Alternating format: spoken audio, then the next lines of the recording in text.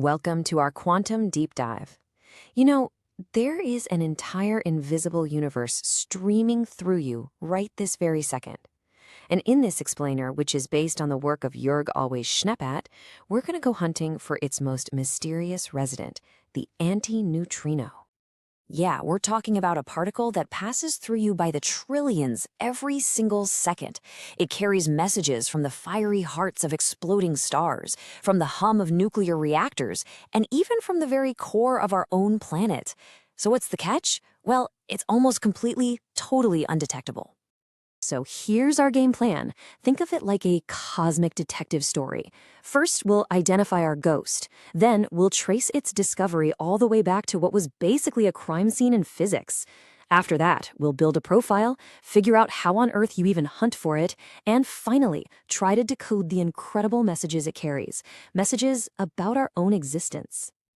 All right, let's dive right in. The first thing you have to wrap your head around is that our universe is absolutely teeming with these unseen, nearly unknowable particles, constantly streaming through everything we know as if it's not even there. And this is our target, the antineutrino. It's a fundamental particle that interacts with the world so weakly, it can fly through an entire planet as if it were just empty space. I mean, think about that. This ghost-like nature is what makes it so difficult to study, but it also makes it the perfect messenger from places we could otherwise never see. But how did we even know to look for a ghost in the first place? Well, it all started with what looked like a crime scene in physics. A fundamental law of the universe was seemingly being broken, and there was a very serious case of missing energy. Okay, so back in the early 20th century, physicists were studying radioactivity, specifically a process called beta decay. Here's how it works. A neutron inside an atom's nucleus just transforms. It becomes a proton and spits out an electron. Simple enough, right? But when they measured the energies involved, they found a huge problem. The energy before the decay was more than the combined energy after. Energy was just missing. And this appeared to violate one of the most sacred laws in all of physics, the conservation of energy. You just can't lose energy. The solution kicked off with something the physicist Wolfgang Pauli himself called a desperate remedy. He basically invented a theoretical ghost particle to carry away the missing energy. But as you can see from that idea in 1930, it took over 25 years of brilliant work before physicists could finally prove this ghost was actually real. What's really amazing about this is Pauli's own doubt. He was famously humble about this whole idea. He knew that suggesting a particle that seemed fundamentally unobservable was a gigantic scientific leap. It was almost an act of desperation just to save the laws of physics. It's really a perfect example of how theoretical physics works. You postulate something new based on a core principle, long before you could ever hope to actually see it. Okay, so now that we have our suspect, let's build a profile. We know it exists, but what exactly is an antineutrino? What are its defining characteristics? Let's get to know this phantom. A neutrino and an antineutrino are almost identical twins. They're both electrically neutral, have a tiny bit of mass, and they only interact through the weak force. The only real difference is something called helicity, which is about their spin. You can think of it like a screw. Neutrinos are always left-handed, like a screw you turn counterclockwise, while antineutrinos are right-handed. And believe it or not, this fundamental difference is absolutely key. And when we say tiny mass, we mean tiny. To put that in perspective, a single electron is over 600,000 times more massive. For decades, scientists just assumed these particles were massless, so discovering they have any mass at all was a truly revolutionary finding that literally broke the standard model of physics and opened up a whole new world of questions. So how in the world you catch a particle that can pass through light years of solid lead without even slowing down? Well, the answer is you build some of the largest, most ridiculously sensitive detectors on and in the entire planet. The method they use is called inverse beta decay. It's pretty clever. In short, when an antineutrino finally decides to interact and hits a proton inside the detector, it causes two distinct flashes of light, separated by just a few microseconds. Detecting that specific double flash signature, one right after the other, is the absolute smoking gun. It's the definitive proof that an antineutrino was there. Yeah, forget your typical tabletop experiments. Because the chance of one of these things interacting is so incredibly low, you need a massive target and extreme isolation. That's why these detectors are built on a colossal scale. We're talking giant tanks filled with thousands of tons of liquid, and they have to be buried deep under mountains or within the Antarctic ice, just to shield them from all the other cosmic rays that would completely drown out the signal. So why? Why go to all this incredible trouble? Why build these gigantic instruments deep underground? Because antineutrinos are pure, unadulterated cosmic messengers. They travel in perfectly straight lines from their source, carrying unaltered information from places we can never, ever hope to see directly. And this is where their true power lies.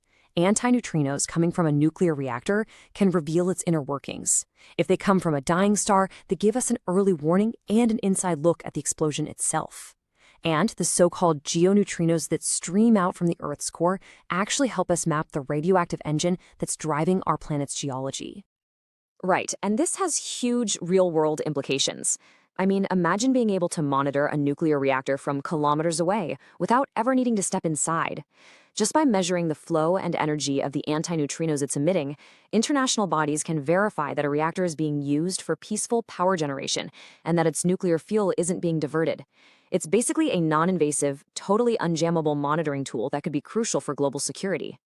Okay, so now we come to the biggest mystery of all, one that these tiny, ghostly antineutrinos might just hold the key to solving.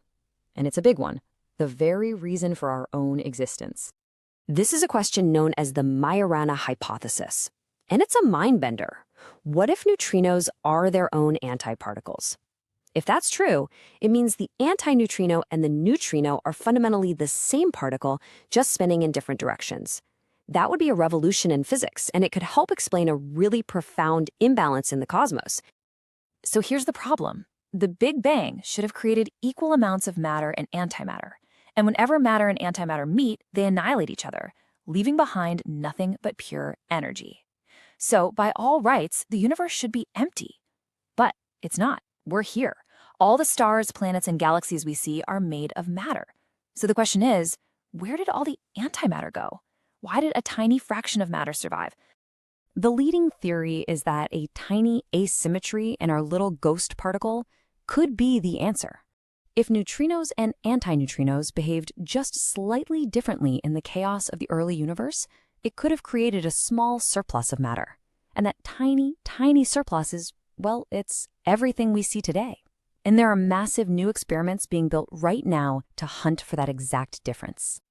And that leaves us with a final, really awe-inspiring thought. The study of this nearly undetectable particle isn't just about abstract physics. It is a direct search for the reason that we and the entire material universe exist at all. The key to the grandest question in all of cosmology might be whispered by the quietest ghost in the cosmos. So the next time you think about the universe, just take a moment and remember the trillions of tiny ghosts passing right through you, carrying the secrets of the cosmos. We really hope this journey into the world of the antineutrino has been illuminating.